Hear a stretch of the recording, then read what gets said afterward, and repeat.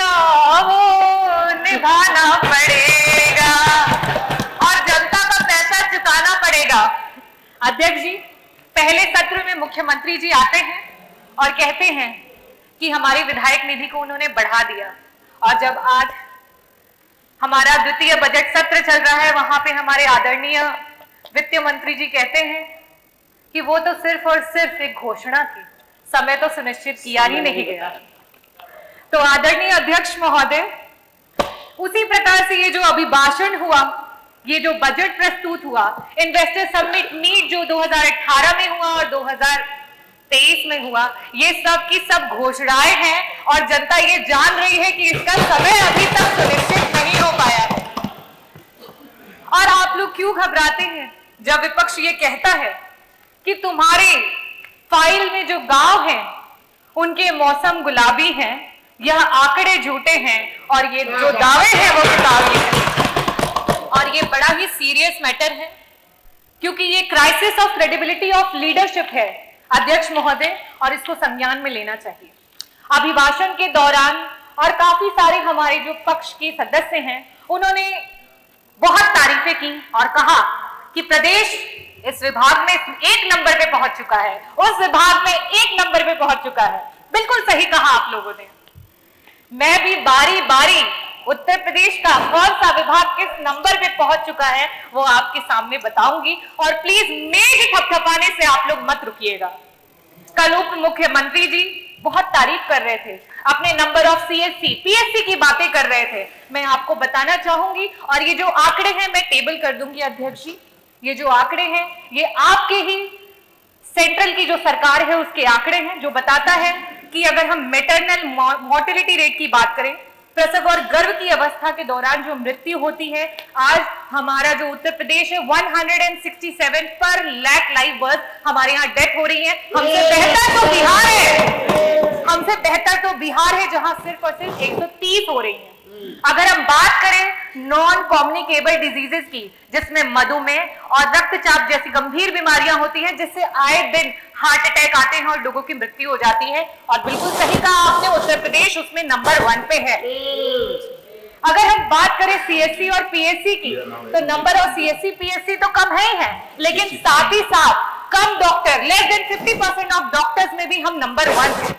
अगर हम बात करें पीएससी और सीएससी पे मूलभूत सुविधाओं की, अगर हम बात करें ईसीजी मशीन की, जिससे कि क्विक आप कम से कम ये पता कर सके कि वो मायोकार्डियल इंफार्क्शन का पेशेंट है, और उसको एक इमरजेंसी मेडिसिन दे करके 45 मिनट हाथ में अगर रख करके उसे एक हायर रेफरल सेंटर पे भेज सके। आज हमारे पास ईसीजी की भी सुविधा उपलब्ध नहीं है और हम नंबर 1 पे। अगर हम एमआरआई मशीन की बात करें तो हमारे पास लाइब्रेरी में भी यहां तक ये इंफॉर्मेशन नहीं है कि किन किन जनपदों में और सरकार के द्वारा कहां कहां एमआरआई उपलब्ध है, और हम नंबर 1 पे। सरकार बात करती है पिछड़े और दलित के हक की और सम्मान की, और जब जाति जनगणना की बात आती है तो सर पे पैर रख करके भाग जाती है। आज जब विपक्ष ने बात उठाई कि जाति जनगणना करवानी चाहिए, तो आदरणीय मंत्री जी कल वहां बैठे थे और कह रहे थे कि बिहार की आप बातें करते हैं, बिहार तो बड़ा ही खराब है, बिहार में ये होता है वो होता है। बिहार अगर खराब है और उसके बावजूद भी अगर दलित और पिछड़ों का सम्मान कर रहा है, तो आप क्यों धर्म की राजनीति कर रहे हैं? आप क्यों नहीं सम्मान कर रहे हैं दलितों और पिछड़ों का? आप सिर्फ चुनावी दौरान में आपके कार्यकर्ता जो हैं वो जाते हैं ग्राम सभाओं में और दलित बस्तियों में, और मैं बताती हूँ क्या बातें होती हैं। पूछते हैं क्या भाई कौन जात हो, तो कहता है दलित हूं साहिब।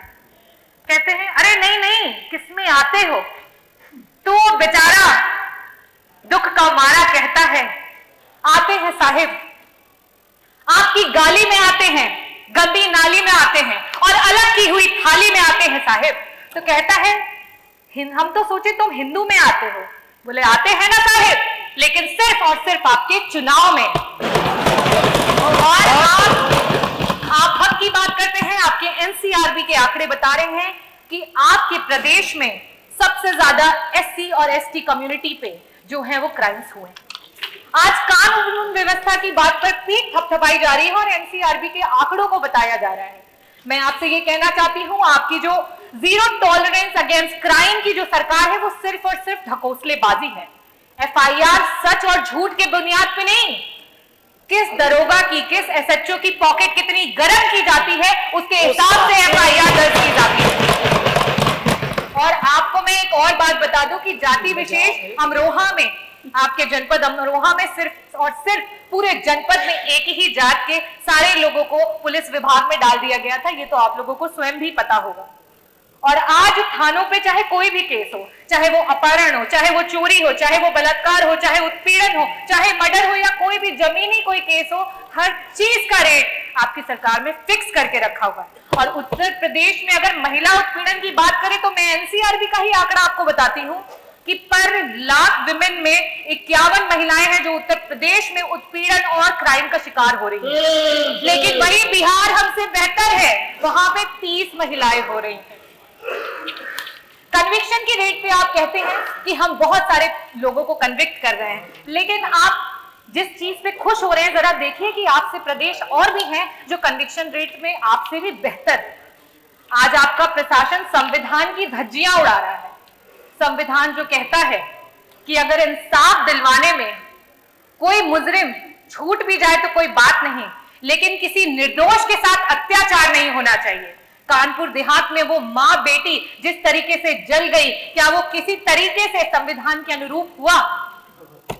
आज ये बुलडोजर सरकार है जहां सबने अपने होठ सी लिए, उस पे कुछ चंद लाइनें बोलूंगी। खामोशी ना ओढ़ो, तुम जुबान खोलो, इस जालिम हुकूमत के खिलाफ बोलो। यहां मजलूम हर रोज सताए जा रहे हैं, घर कभी गिराए तो कभी जलाए जा रहे हैं। धन्यवाद, धन्यवाद डॉक्टर रागिनी। 1 मिनट हो गया, पूरा समय हो गया, 7 मिनट 10 सेकंड हो गया। नहीं, श्रीमती रजनी तिवारी, धन्यवाद। मुझे लग रहा था आप बिहार में भाषण दे रही हैं। मेरी बात सारी करनी चाहिए लेकिन समय की सीमा। चलिए,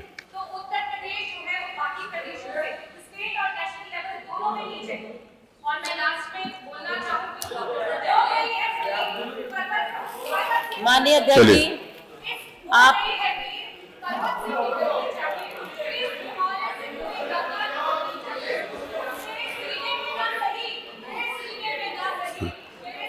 रजनी तिवारी, आग तो लेकिन जलनी चाहिए।